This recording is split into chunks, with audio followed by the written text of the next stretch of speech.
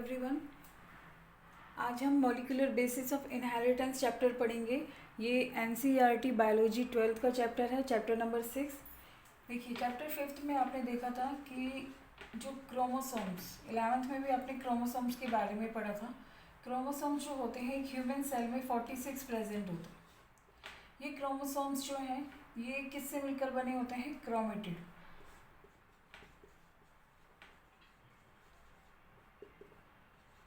Chromatid किससे मिलकर बने होते हैं? क्रोमेटिन। और क्रोमेटिन किससे मिलकर बने होते हैं?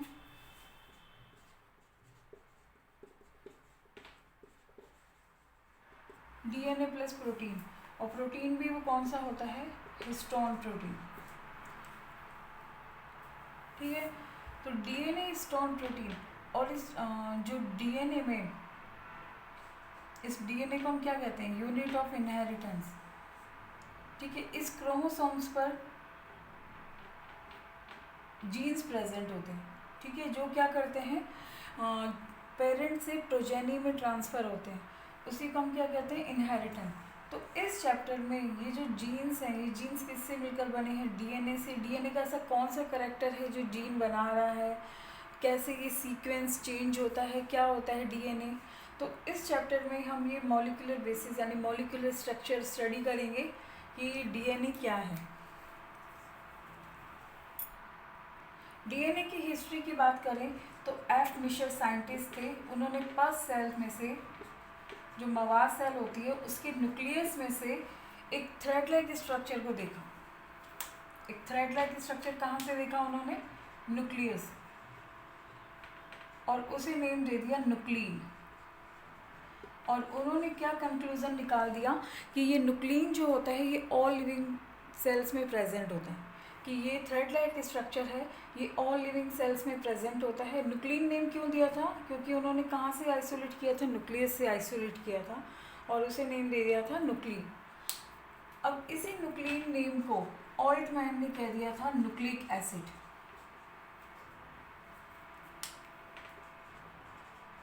क्योंकि उसका नेचर कैसा था?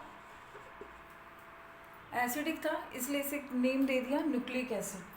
ये न्यूक्लिक एसिड जो होता है ये प्रोकैरियोट सेल में तो अनकवर्ड होता है और यूकैरियोट सेल में ये कवर्ड होता है। ये डिफरेंस है कि जो प्रोकैरियोट सेल होती है, प्रोकैरियोट जो सेल होती है उसमें ये अनकवर्ड होता है और ये मेम्ब्रेन से बाउंड होता है यूकैरियोट सेल में, यूकैरियोटिक सेल में। और ये है prokaryotic cell. Prokaryotic cell means जैसे बैक्टीरिया, उसमें ये क्या होगा? अनकवर्ड होगा ये न्यूक्लिक एसिड। और उन्होंने भी कहा था कि जो ऑल्टमैन ने, कि भाई ये लिविंग बींग्स में, ये लिविंग सेल्स में ये प्रेजेंट होता है। ये न्यूक्लिक जो एसिड होता है ये 2 टाइप्स के होते हैं, आरएनए एंड डीएनए। डीएनए की फुल फॉर्म है डीऑक्सी राइबो न्यूक्लिक एसिड।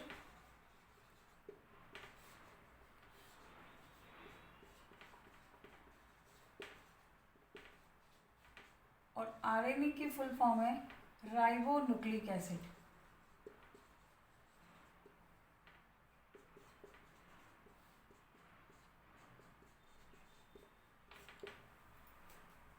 दोनों ही क्या है? न्यूक्लिक एसिड है, बट डिफरेंस क्या है कि जो डीएनए है उसमें कंपोनेंट है डीऑक्सी राइबोज शुगर, इसलिए इसका नेम है डीऑक्सी राइबो न्यूक्लिक एसिड। और राइबो न्यूक्लिक एसिड में जो शुगर है वो राइबोज है, इसलिए इसका नेम है राइबो न्यूक्लिक एसिड। अगर इस न्यूक्लिक एसिड के हम कंपोनेंट देखें तो कोई भी न्यूक्लिक एसिड है, चाहे वो डीएनए या आरएनए है, वो 3 कंपोनेंट से मिलकर बना है। Sugar, nitrogenous base plus phosphoric acid. देखिए ये क्या है? न्यूक्लिक एसिड, बट इसमें नाइट्रोजनस बेस भी प्रेजेंट है, तो बेसिक भी हो सकता था, लेकिन ये फॉस्फोरिक एसिड की वजह से इसका नेचर कैसा है? एसिडिक। स्ट्रॉन्ग है कंपैरेटिवली बेस, नाइट्रोजनस बेस, इसलिए इसका नेचर कैसा है? एसिडिक। दोनों में ही, आरएनए और डीएनए में ये कंपोनेंट्स होते हैं, यानी न्यूक्लिक एसिड इन तीनों से मिलकर बने, और इस स्ट्रक्चर को कहते हैं न्यूक्लियोटाइड। तो हम ये कह सकते हैं कि न्यूक्लिक जो एसिड है वो बहुत सारे न्यूक्लियोटाइड से मिलकर बना होता है, सेवरल, यानी हम कहेंगे कि जो मिलियन न्यूक्लियोटाइड से मिलकर बना हो रहा है न्यूक्लियोटाइड। और वन न्यूक्लियोटाइड का कंपोनेंट देखें तो शुगर, एन बेस और फॉस्फोरिक एसिड। शुगर और नाइट्रोजनस बेस को न्यूक्लियोसाइड भी कहते हैं। न्यूक्लियोसाइड में अगर फॉस्फेट अटैच हो जाए, यानी फॉस्फोरिक एसिड अटैच हो जाए, तो ये क्या बन जाएगा, न्यूक्लियोटाइड। और बहुत सारे न्यूक्लियोटाइड मिलके क्या बनाएंगे, न्यूक्लिक एसिड, यानी nucleic acid is polymer of nucleotide. अब डीएनए और आरएनए में हम देखते हैं कि दोनों में कैसे शुगर क्या सेम है या डिफरेंट है, या फिर हम देखेंगे एन बेस दोनों में सेम है या डिफरेंट है। फर्स्ट है डीएनए। डीएनए को सॉल ऑफ द बॉडी भी कहते हैं।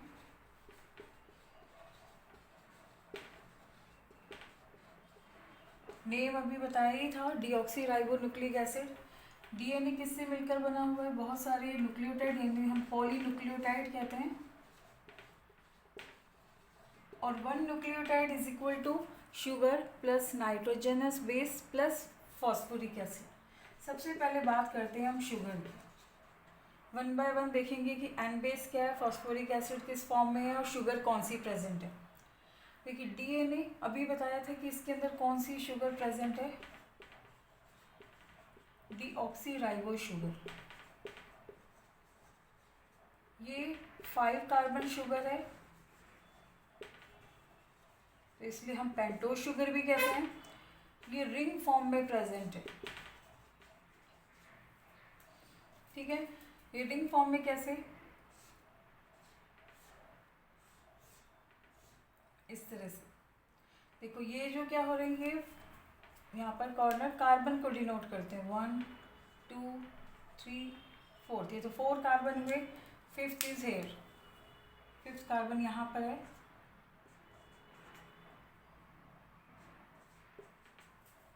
ये हो गया 5th कार्बन, ठीक है। अब यहाँ पर हम देखेंगे कि ये अभी मैं यहाँ पर राइबो शुगर और डीऑक्सीराइबो दोनों शुगर एक साथ बता रही हूँ। देखिए फर्स्ट कार्बन पर ये अटैच है। ये वैलेंसी कंप्लीट करने के लिए कार्बन की वैलेंसी 4 होती है, तो हाइड्रोक्सिल ग्रुप और OH ग्रुप प्रेजेंट होता है, सॉरी OH और H ग्रुप प्रेजेंट होता है। यहाँ पे ये मैंने अभी बनाई है शुगर राइबोस, दोनों सिमिलर है, बट डिफरेंस क्या है कि ये जो सेकंड कार्बन में से अगर इस ऑक्सीजन को हटा दें, इस सेकंड कार्बन में से अगर इस ऑक्सीजन को हटा दें ये, तो ये क्या बन जाएगा, deoxyribose. D means removal, oxy means oxygen का, राइबोस शुगर में से अगर ऑक्सीजन रिमूव हो जाए तो वो बन जाएगा डीऑक्सीराइबोस शुगर। 12th का तो ये केमिस्ट्री में भी चैप्टर है, तो आपको ये केमिस्ट्री में और ये स्ट्रक्चर समझ आ जाएगी।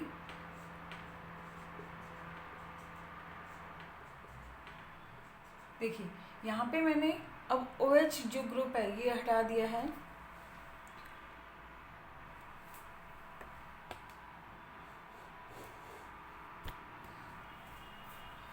देखिए ये H ग्रुप प्रेजेंट नहीं है। यहाँ पे क्या है, 3rd कार्बन पर OH और 5th पे, तो ये कौन सी शुगर है जहाँ पे 2nd कार्बन पर O नहीं है, ये है डीऑक्सीराइबो शुगर। और ये कौन सी शुगर है, राइबो शुगर। क्लियर। तो अगर हम फर्स्ट कंपोनेंट देखें न्यूक्लियोटाइड का, तो शुगर क्या होती है, दोनों में ये डिफरेंस है, दोनों ही 5 कार्बन शुगर पेंटो शुगर है, रिंग फॉर्म में प्रेजेंट है। डिफरेंस इज ऑक्सीजन, बस एक ऑक्सीजन कम होता है, डीऑक्सीराइबोस। सेकेंड है नाइट्रोजनस बेस। नाइट्रोजनस बेस क्या है, ये भी नाइट्रोजनस की रिंग होती है। ये 2 टाइप्स के प्रेजेंट होते हैं, 2 टाइप्स के हैं।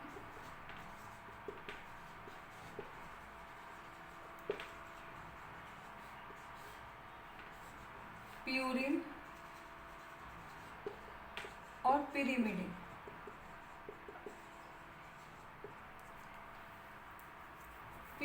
जो है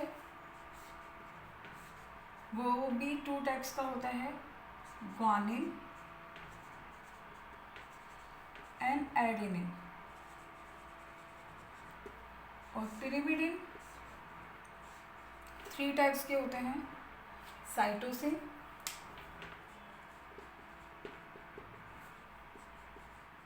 थाइमिन एंड यूरेसिल।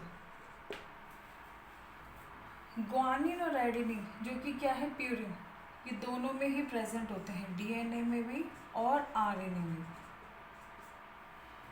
पिरिमिडिन जो है, साइटोसिन और थाइमिन प्रेजेंट होते हैं डीएनए में, और थाइमिन के प्लेस पे यूरेसिल प्रेजेंट होता है आरएनए में। क्लियर? यहाँ पे भी देखो आरएनए में यहाँ एक डिफरेंस क्या है कि वहाँ पे थाइमिन नहीं होता, वहाँ पे थाइमिन की जगह पर कौन प्रेजेंट होता है, यूरेसिल होता है। ये है, इन्हें याद कैसे रखेंगे, ग्वानिन एडेनिन। अगर हम डीएनए की अभी बात कर रहे हैं, ग्वानिन एडेनिन साइटोसिन थाइमिन ये प्रेजेंट होता है डीएनए में।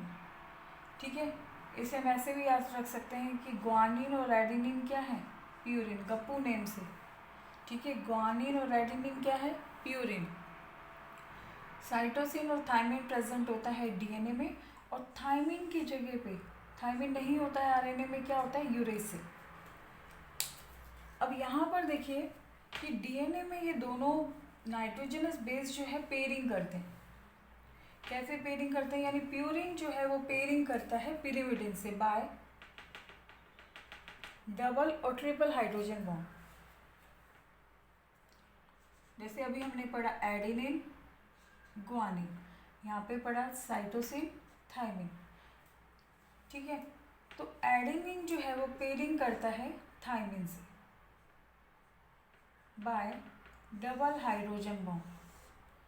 Adenine pair with thymine bye double hydrogen bond, और ग्वानिन पेयरिंग करता है साइटोसिन से बाय ट्रिपल हाइड्रोजन बॉन्ड। ठीक है, इसका वाइस वर्सा भी हो सकता है। थाइमिन पेयरिंग करता है एडेनिन से बाय डबल हाइड्रोजन बॉन्ड, और साइटोसिन पेयरिंग करता है ग्वानिन से बाय ट्रिपल हाइड्रोजन बॉन्ड। यानी दोनों ही नाइट्रोजनस बेस में हाइड्रोजन बॉन्ड की पेयरिंग होती है। ठीक है, इसलिए अब जब हम इसकी जो यूनिट लिखते हैं वो बेस पेयर लिखते हैं। बेस पेयर यानी ये बेस की पेयरिंग हो रही है। ठीक है, इसलिए हम इसकी जो लेंथ है उसको डिनोट करते हैं बेस पेयर से। ये बात याद रखना, एडेनिन किससे पेयरिंग करेगा, थाइमिन से, और ग्वानिन किससे पेयरिंग करेगा, साइटोसिन से। थर्ड कंपोनेंट इज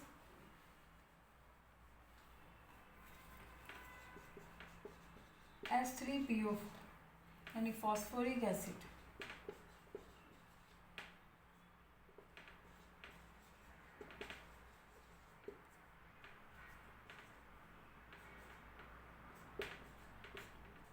फॉस्फेट की जो वैलेंसी है फॉस्फोरस की वो होती है 5,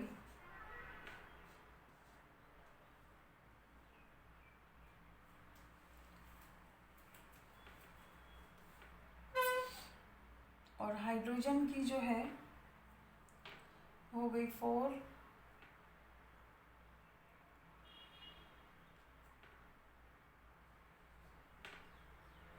ये इस तरह से होगा। हाइड्रोजन की तो 1 ही होती है वैलेंसी, और ऑक्सीजन की 2। ठीक है, H3PO4 ये है फॉस्फोरिक एसिड। यहाँ पे ये फॉस्फेट फॉर्म में प्रेजेंट होता है। ये फॉस्फेट जो है ये किससे पेयरिंग करता है, इस शुगर से। ठीक है, शुगर क्या होता है, ये एक फ्रेम का काम करता है। इस शुगर से ही नाइट्रोजनस बेस और जो हम कहेंगे कि फॉस्फेट है वो अटैच होते हैं सेंटर में। जैसे ये मान लीजिए ये है शुगर, इसके फर्स्ट कार्बन से जो अटैच होता है नाइट्रोजनस बेस, और 5th कार्बन जो है ये इससे अटैच होता है फॉस्फेट। ठीक है, तो ये देखेंगे ये शुगर है, ये सेंटर में है। इस शुगर के फर्स्ट कार्बन से अटैच है नाइट्रोजनस बेस, और 5th कार्बन से अटैच है फॉस्फेट। यहाँ पे ये देखिए ये 4th कार्बन है और ये है 5th कार्बन, उससे अटैच है फॉस्फेट। तो हमने यही कंपोनेंट पढ़े थे अभी 1 न्यूक्लियोटाइड के, और हमें पता है कि ये बेस जो है यहाँ पे कुछ भी हो सकता है। ये बेस प्यूरिन भी हो सकता है, पिरिमिडिन भी हो सकता है, यानी कुछ भी हो सकता है। एडिनिन हो सकता है या फिर थाइमिन हो सकता है, साइटोसिन हो सकता है, ठीक है, कुछ कोई भी नाइट्रोजनस बेस है। और ये बेस जो है वो किससे पेयरिंग करेगा, यहाँ पर दूसरे न्यूक्लियोटाइड से। अगर हम इसका अरेंजमेंट देखें, देखिए अरेंजमेंट कैसे, ये पूरी डीएनए में ये न्यूक्लियोटाइड्स मिलके पॉलीन्यूक्लियोटाइड स्ट्रक्चर कैसे बनते हैं, उसके लिए कुछ बातें याद रखनी पड़ेंगी कि ये जो शुगर है उसके फर्स्ट कार्बन से कौन अटैच होता है, एन बेस, ठीक है। शुगर के 5th कार्बन से कौन अटैच होता है, फॉस्फेट। पेयरिंग किस किस में होती है, नाइट्रोजनस बेस में, ठीक है। यहाँ पर प्यूरिन है, वो किससे पेयरिंग करता है, पिरिमिडिन से। यहाँ वो एक पर्टिकुलर नेम लिख लेते हैं कि एडिनिन पेयर करता है थाइमिन से, या थाइमिन पेयरिंग करेगा एडिनिन से, और साइटोसिन करेगा पेयरिंग ग्वानिन से, या फिर ग्वानिन करेगा पेयरिंग साइटोसिन से। अब ये तो हो गई 1 न्यूक्लियोटाइड। जो दूसरे न्यूक्लियोटाइड है यानी दूसरा न्यूक्लियोटाइड बनाया है, वो दोनों आपस में कैसे अटैच होंगे।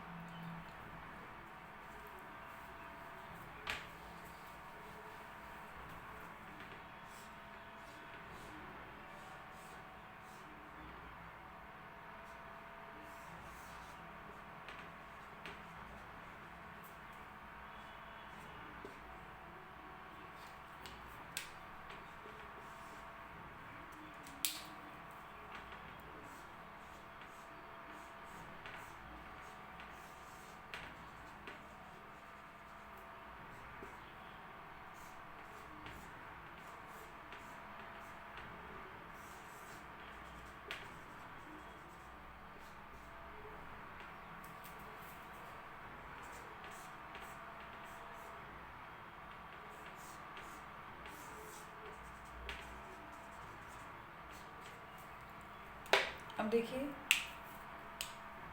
अभी हमने 4 न्यूक्लियोटाइड्स बनाए हैं, लेकिन ये सभी क्या हैं, सब अलग अलग हैं। 1 न्यूक्लियोटाइड है, ये अपने एडजेसेंट न्यूक्लियोटाइड से अटैच होगा। कैसे होगा, अभी हमने पोजीशन डिस्कस की थी कि पोजीशन क्या होती है कार्बन की, ये फर्स्ट है, ये सेकंड है, ये थर्ड है, ठीक है, ये 4th है और ये 5th है। तो जो फर्स्ट न्यूक्लियोटाइड है वो अपने एडजेसेंट न्यूक्लियोटाइड के 3rd कार्बन से अटैच होगा, यानी 3rd कार्बन है, यहाँ पे कौन सा ग्रुप था, हाइड्रोक्सिल ग्रुप, ठीक है। ये किससे पेयरिंग करेगा, इस फॉस्फेट से पेयरिंग करेगा यहाँ पे, ठीक है। ये इस तरह से ये पेयरिंग कर रहा है, और ये कौन सा बॉन्ड बना रहा है, फॉस्फोडाइएस्टर बॉन्ड। इस बॉन्ड का क्या नेम है, फॉस्फो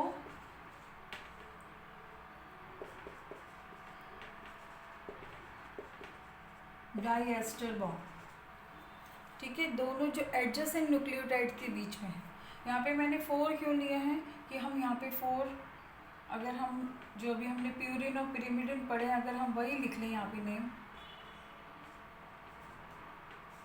ठीक है, ये हमने वही नेम लिख लिए हैं, थाइमिन, एडिनिन, साइटोसिन, ग्वानिन। देखिए ये जो डीएनए होती है ये डबल स्ट्रैंडेड स्ट्रक्चर होती है, ठीक है, डबल स्ट्रैंडेड। इसका क्या मीनिंग है कि ये एक न्यूक्लियोटाइड की चेन बन गई, ये एक पॉलीन्यूक्लियोटाइड बना है। ऐसे बहुत सारे होते हैं, अभी तो हमने 4 ही ड्रॉ किए हैं। तो ये जो बहुत सारे होते हैं तो ये डबल स्ट्रैंडेड फॉर्म में होते हैं। डबल स्ट्रैंडेड मीन्स एक चैन तो इधर जा रही है और एक चैन इसके, यानी एक चैन, ये यहाँ पे 2 चेन डबल चेन होती है, डबल स्ट्रैंडेड होती है, लेकिन दूसरी चेन ऐसे लगेगा जैसे डिसेंडिंग फॉर्म में।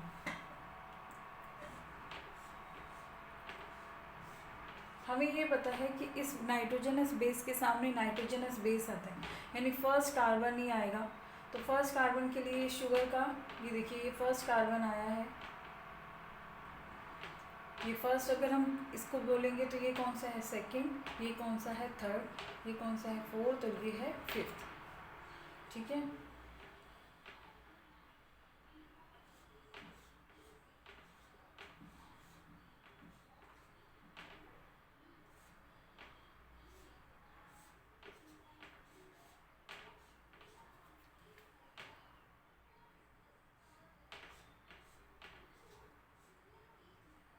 इस सेशन में तो हम ये बॉन्ड देखेंगे कि ये डबल स्टैंडर्ड स्ट्रक्चर कैसे बनी है। यहाँ देखिए ये है फर्स्ट कार्बन। ठीक है, फर्स्ट कार्बन से यहाँ पे नाइट्रोजनस बेस है अटैच, ये रहा।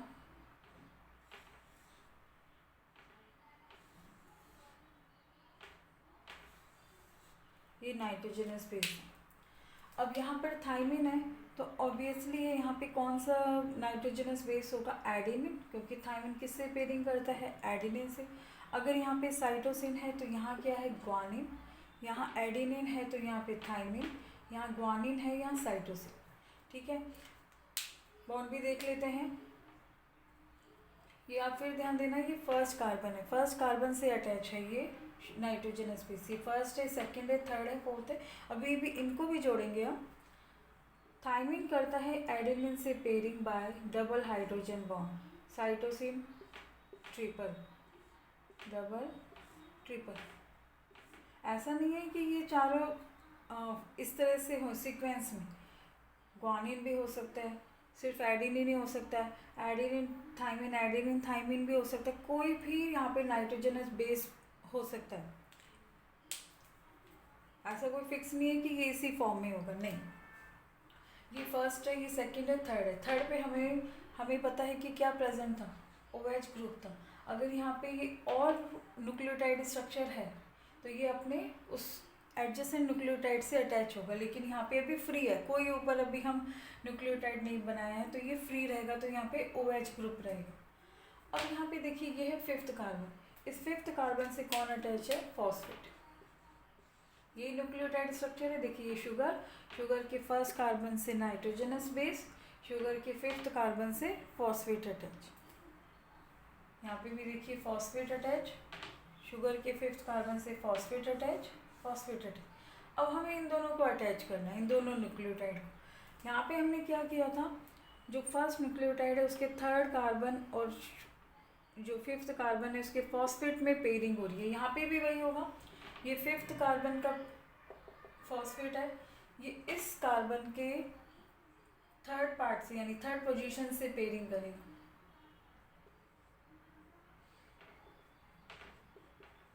इस तरह से, ठीक है। यहाँ पे फिफ्थ ये पेयरिंग हो गई, ठीक है। यहाँ ये फ्री रह गया। देखिए जो पार्ट फ्री रह गया उसे हमने 5 डिनोट कर दिया। यहाँ पे ये क्या है, just a minute, it's not visible ना, जस्ट अ मिनट। पहले आप ये समझ लीजिए, यहाँ पे देखिए थर्ड में OH ग्रुप यहाँ पे फ्री है, यहाँ पे फॉस्फेट ग्रुप फ्री है, और यहाँ पे लास्ट में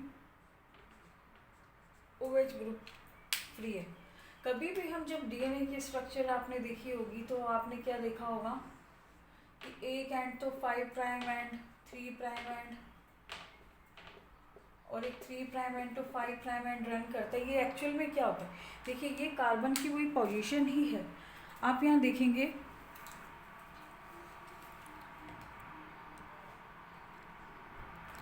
यहाँ देखिए ये कौन सा है, कार्बन का फिफ्थ पोजीशन है, तो ये 5 प्राइम है, ठीक है।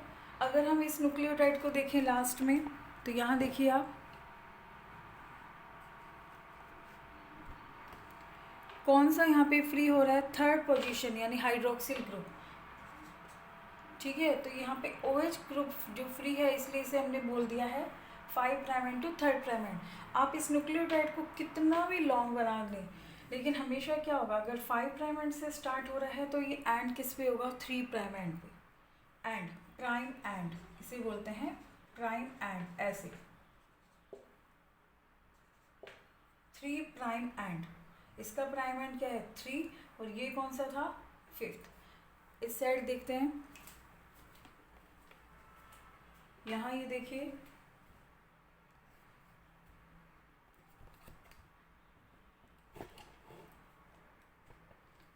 यहाँ पे ये थर्ड जो है, ये थर्ड यहाँ पे हाइड्रोक्सिल ग्रुप या थर्ड प्राइम एंड प्रेजेंट है क्योंकि ये थर्ड पोजीशन है। और इसी में ही आप लास्ट में देखेंगे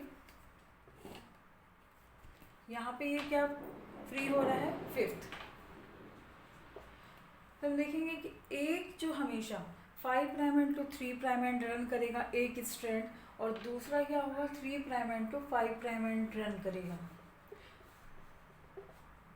बॉन्ड और हम देख लेते हैं यहाँ पे किस कौन से बॉन्ड को क्या बोलते हैं। ये हमें पता है शुगर है, शुगर से नाइट्रोजनस बेस ये अटैच हुआ है, ठीक है। ये कौन सा बॉन्ड होगा, ठीक है, इस बॉन्ड का नेम है ग्लाइकोसाइडिक बॉन्ड।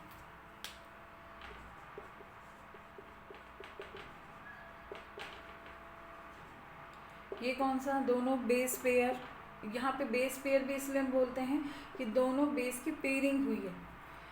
इसकी हम लेंथ देखेंगे कि जो ह्यूमन जीनोम है उसमें कितना डीएनए है, बैक्टीरिया में कितना डीएनए है, इनका लॉन्ग डीएनए, उसमें आप हमेशा लास्ट में देखोगे बेस पेयर, वो यही बेस पेयर है, ठीक है। ये बेस पेयर में कौन सी, ये जो पेयरिंग हो रही है ये कौन सा बॉन्ड है, हाइड्रोजन बॉन्ड। दोनों न्यूक्लियोटाइड के बीच में जो ये हो रहा है बॉन्डिंग हो रही है, ये है फॉस्फोडाइएस्टर बॉन्ड। और यहाँ पे इस कार्बन से ये फॉस्फेट अटैच हो रहा था, ये है फॉस्फोएस्टर बॉन्ड। ये डाइएस्टर है, ये फॉस्फोएस्टर। एक तो क्या हो रहा है 5 prime end to 3 prime end, एक में फॉस्फेट होगा और एक में क्या होगा, हाइड्रोक्सिल ग्रुप होगा लास्ट में, ठीक है। यहाँ पे सिमिलरली एक में थर्ड से स्टार्ट हो रही है और एंड कहाँ पे हो रही है, 5 प्राइम। Is it clear. तो ये हमने मॉलिक्यूलर स्ट्रक्चर अभी पढ़ी है डीएनए की। डीएनए के फर्स्ट कार्बन से एन बेस अटैच होता है, डीएनए के फिफ्थ कार्बन से फॉस्फेट अटैच होता है। ये हो गया न्यूक्लियोटाइड। दोनों न्यूक्लियोटाइड में पेयरिंग सामने सामने, उनमें तो हाइड्रोजन बॉन्डिंग से पेयरिंग हो रही है, और एडजेसेंट जो न्यूक्लियोटाइड है उनमें फॉस्फोडाइएस्टर बॉन्ड है। इसका क्या मीनिंग है कि थर्ड कार्बन जो है फर्स्ट जो न्यूक्लियोटाइड का, उसका जो शुगर है उसके थर्ड कार्बन से इस फॉस्फेट में पेयरिंग हो रही है। क्लियर। तो ये था मॉलिक्यूलर स्ट्रक्चर ऑफ डीएनए।